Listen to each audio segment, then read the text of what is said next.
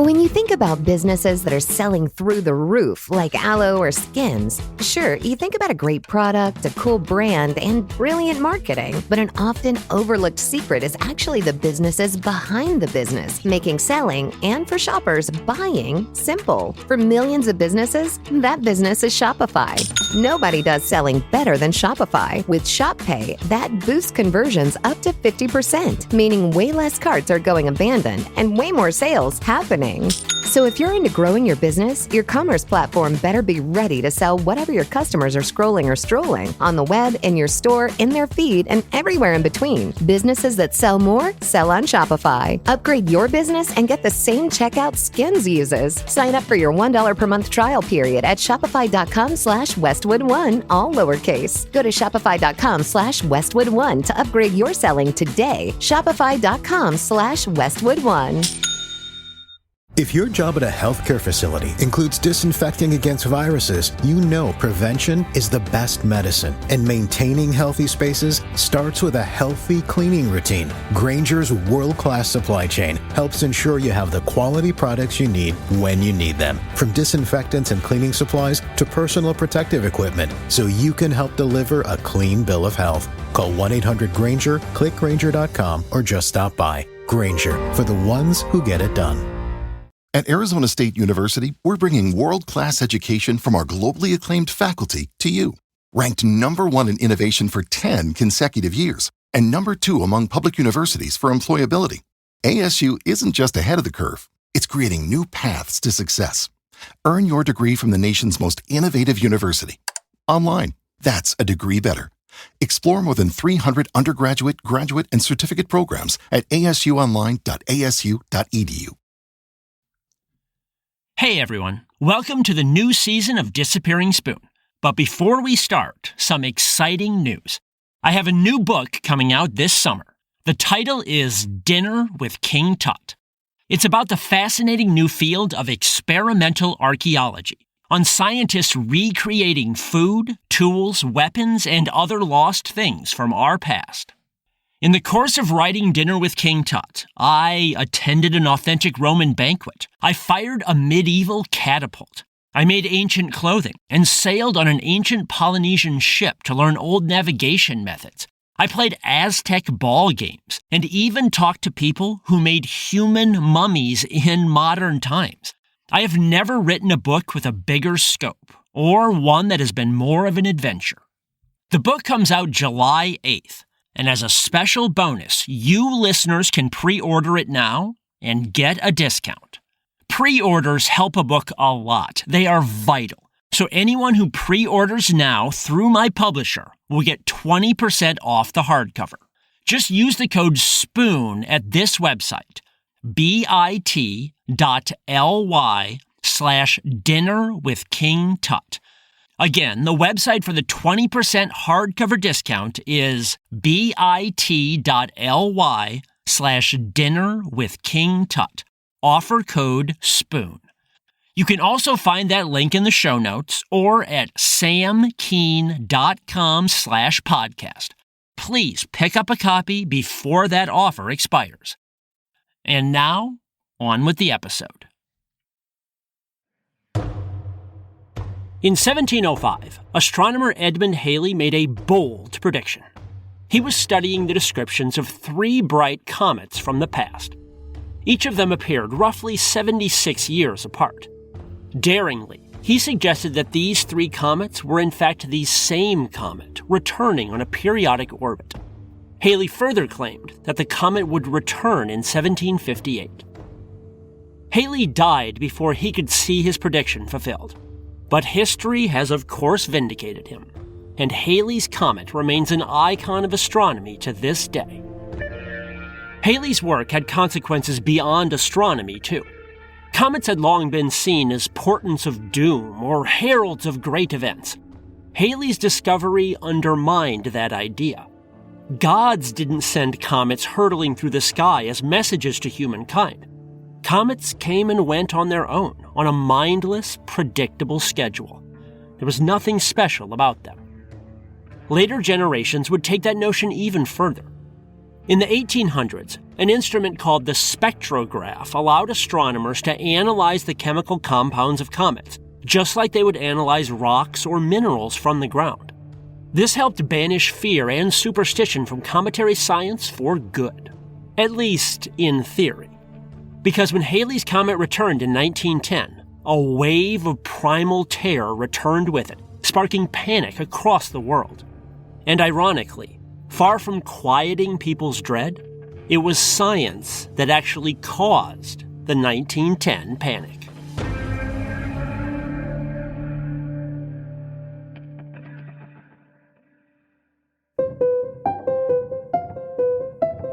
From the Science History Institute, this is Sam Keane and the Disappearing Spoon, a topsy-turvy, science-y history podcast, where footnotes become the real story.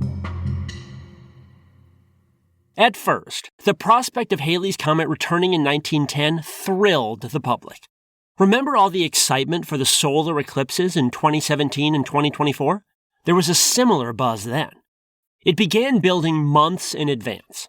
Only rarely do most people turn their eyes to the heavens and contemplate our place in the cosmos. The return of Halley's Comet tapped into that sense of awe and wonder.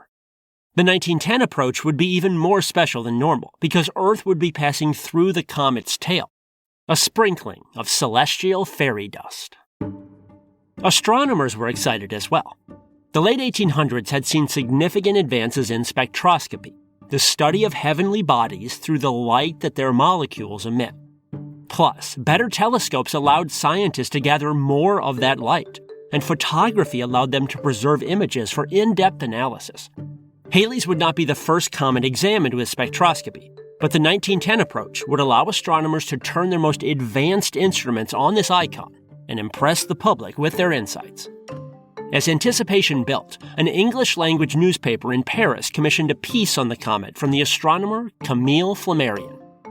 Flammarion was the Carl Sagan of his day, both a serious scientist and a science popularizer. Among many other people, the painter Vincent van Gogh avidly read Flammarion's books and articles. Some historians even argue that Flammarion's drawings and descriptions of spiral nebulae and other heavenly bodies influenced Van Gogh's brilliant starscapes, including the hypnotic swirls in the starry night. In other ways, however, Flammarion lacked Sagan's media savvy and even common sense. The newspaper article demonstrated this.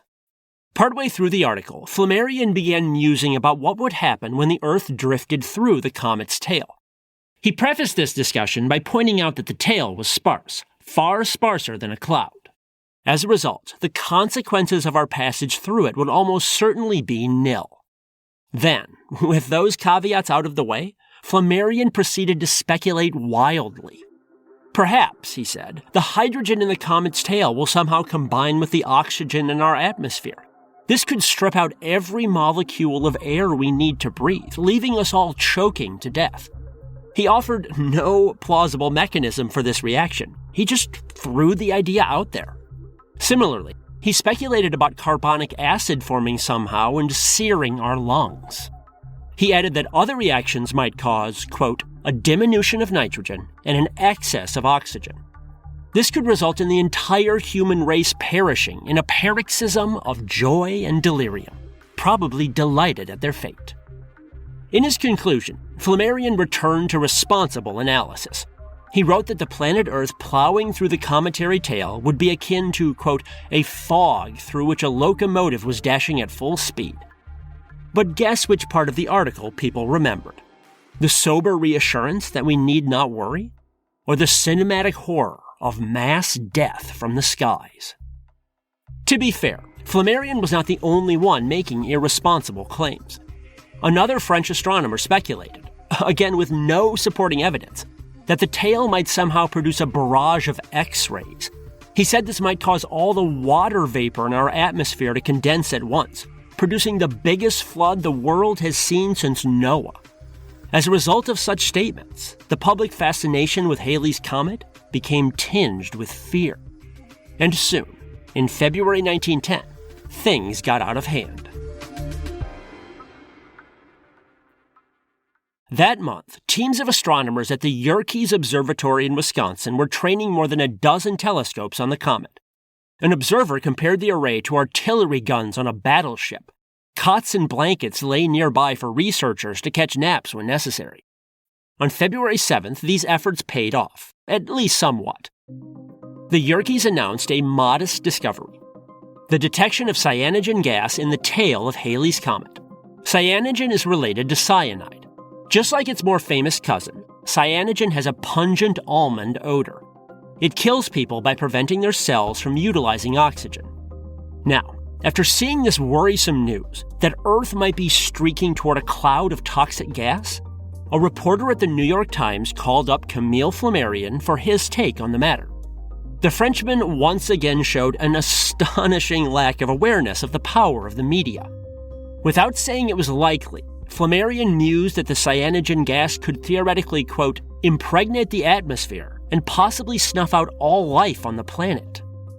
To be sure, other astronomers quoted in the story threw cold water on that idea, but no one paid any attention to them. The story's headline sure did not help: Comet's Poisonous Tail. Other newspapers once again ran with the story, and many people's fascination with the comet flipped to terror or despair. Emotions that seemed all the more warranted because scientists were the source of the ruckus. Different people reacted in different ways. Creditors began defaulting on bank loans. They decided to live it up while they had the time. Some farmers in Germany declined to plant crops that spring. They reasoned that they would die before anything ripened. Snake oil salesmen peddled comet pills to credulous patients. These were a supposed antidote to celestial toxins. The pills consisted of little more than sugar and quinine, the latter presumably added to make them taste like medicine. Bartenders made similar claims. They promised that if you had enough scotch or whiskey in your bloodstream, cyanogen could not touch you. Equally cynically, a broker in Los Angeles began selling Comet insurance. He offered $500 cash to the families of anyone killed by Halley's passage. Now, how the beneficiaries would actually collect the money during a worldwide apocalypse was never clear, nor what good money would even do in such circumstances. But at least 50 customers paid $0.25 a week for the coverage. In wealthier Washington, D.C., a copycat agent charged $1 per week. To be sure, not everyone took the proclamations of doom so seriously. As Earth approached the tail in early May, a socialite in Brooklyn threw a comet party. She purposely invited 13 people to thumb her nose at fate. Festivities began at 2 a.m., and guests arrived to find skeletons and spiderwebs decorating the walls, like a Halloween gala. Everyone wore masks, too. After a quick game of pin the tail on the comet, they headed up to her roof deck to gaze at their would-be nemesis through a telescope she owned. Unfortunately, clouds prevented them from seeing much, but the fad spread to other cities. All fun aside, though, the terror was real enough in some quarters. People committed suicide in at least 4 countries. They apparently calculated that a quick death now was preferable to the unimaginable suffering that might await them afterward. Other people lowered themselves into wells or sealed off their homes and papered over the keyholes. They were willing to risk suffocation in hermetically closed spaces rather than face heaven-sent death. People also took refuge in caves, as researchers recently discovered in Puerto Rico.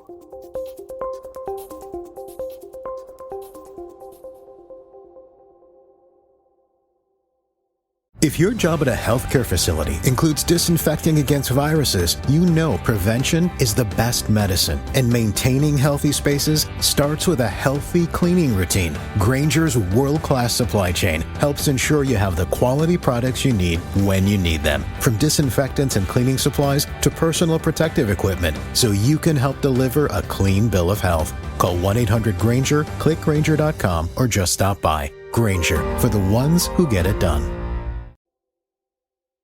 In 2018, a speleologist at the University of Puerto Rico visited a cave in a secluded region in the southern half of the island. His name was Angel Acosta Colon. It was a standard cave geologically, mostly limestone and studded with stalactites and stalagmites. But the cave also contained ancient rock carvings, plus charcoal wall drawings of animals, humans, and geometrical figures. By analyzing the carbon-14 in the charcoal, Acosta Colón dated some of the drawings to at least 400 BC. That means they originated with the island's native Taino people. Ships and horses also adorned the walls from colonial times.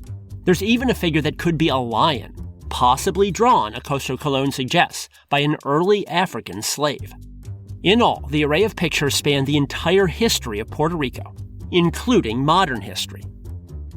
To reach the deepest parts of the cave, Acosta Colón had to crawl on his hands and knees through a low passage for 10 to 15 minutes. He finally emerged into a low-ceiling chamber. He could stand up in the middle of the chamber, but he had to scoot along on his knees to reach some recesses in the corners. And while poking around in those recesses, he noticed an odd picture, quite unlike any others there. The figure consisted of 3 small steps leading up to a thick slab. A Christian cross adorned the top. Acosta Colón took it for a tomb or a mausoleum. Most striking of all, a 5-pointed star with a sweeping tail was streaking above the mausoleum, or crashing into it. A caption beneath read, Recuerdos de Fernando Colón, Mayo 23, 1910. That is, Memories of Fernando Colón, May 23, 1910. Acosta Colón did not know what to make of the drawing, so he snapped some photographs, then returned his attention to the older art. He and a colleague eventually published a paper analyzing it. But the strange star picture kept itching at his mind. And in 2023, he showed a photograph to a colleague at his university, the astronomer Abel Mendez. Mendez declined to visit the cave himself. As he said, "I don't like enclosed spaces." The crawl there sounded like torture to him. But the image impressed Mendez. It clearly depicted a comet. And as an astronomer, his mind leapt right to the month and year as a probable reference to Halley's. Mendez began researching the history of the comet panic in Puerto Rico. He suspected that Fernando Colón and possibly other people had hidden themselves in the cave to escape the supposedly deadly cloud of cyanogen gas. Mendez decided to find out the artist's identity. People of Spanish heritage often have 2 last names, which they hyphenate in English documents. In this case, Colón was one of the artist's surnames and a common surname. He had not listed the second surname, so Mendez consulted census records for Puerto Rico. Puerto Rico was in flux at the time, having recently been handed over from Spain to the United States as a prize of the Spanish-American War. The island was still negotiating its status as an American territory. The U.S. government conducted a census in 1910 to get a better picture of the Puerto Rican people. The census records revealed 4 men named Fernando Colón in the region near the cave, all with different second last names. But a few clues allowed Mendez to narrow the list. The caption used commas and accents properly, meaning the artist had access to good schooling, and likely American schooling. The U.S. government was emphasizing American-style education then. And the date in the caption, May 23rd, was written not in the Spanish format of day 1st, month 2nd. It was written in the American format, month 1st, day 2nd. Helpfully, the 1910 census also asked each citizen whether they could read and write in both English and Spanish. Of the 4 Fernando Colóns, just 1 answered yes to both. The artist in question was Fernando Colón Vázquez, and to the surprise of Mendez and Acosta Colón, he was just 15 years old in 1910. But the age made sense to Mendez upon reflection. As he said, how obvious it was a kid. They're prone to writing everywhere. On a return trip to the chamber, Acosta Colón found a similar steps and tomb drawing signed by Vázquez's brother, named Monserrate. This hinted that perhaps the entire family took shelter down there during the peak of the Comet panic. Vázquez's family lived in a small town 6 miles from the cave, and the trip there would not have been a pleasant country stroll. Southern Puerto Rico has an arid climate, with terrain full of thorny plants. Mendez and Acosta Colón estimate that the walk there likely took 2 hours, if not longer. Plus, given how deep within the cave the chamber is, the family would have had to drag all their own food in, along with water, fuel for light, and other supplies. It would have been a miserable chore. but the fear of Halley's Comet was apparently strong enough to justify all that toil. Whatever the motivation behind the brothers' art, Mendez and Acosta Colón view the work as keeping alive an ancient tradition of Puerto Rican cave art. As Acosta Colón said, "I'm a speleologist, and for me, it's interesting how we continue to use caves. We think, only cave people used them long ago, but we continuously use them in Puerto Rico. It's part of our history." He notes that people have also taken shelter in caves recently during devastating hurricanes. So Vasquez and his family taking refuge in a cave is part of that tradition as well. So far, Mendez and Acosta Colón have discovered only a small amount of information about Fernando Vasquez's life. He served in the military as a young man and later worked for a government insurance fund. He died in 1950 at age 54.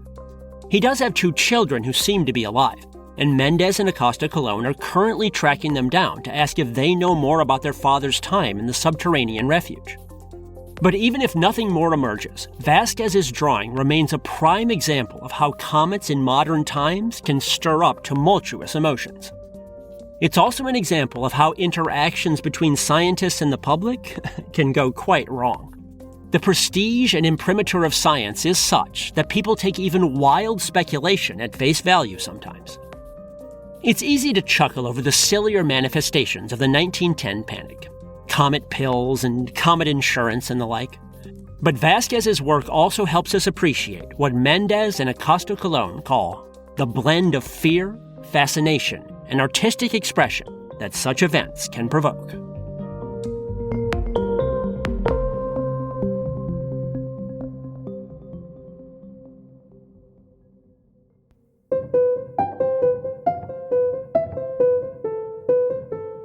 This is the Disappearing Spoon podcast, brought to you by the Science History Institute. Be sure to check out their in-depth science history podcast, Distillations.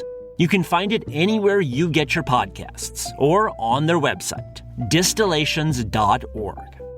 You can find more incredible stories in my books or at samkeen.com.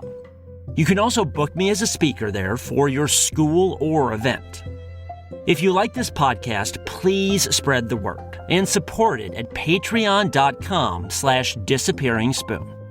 You can also get bonus episodes and signed books at Patreon. This episode was written by me, Sam Keen. It was produced by Mariel Carr, Rigoberto Hernandez, and Sarah Kaplan. Our sound design, scoring, and mixing is by Justin Berger of Row Home Productions. Row Home's creative director is Alex Lewis. John Myers is Row Home's executive producer. Thanks for listening.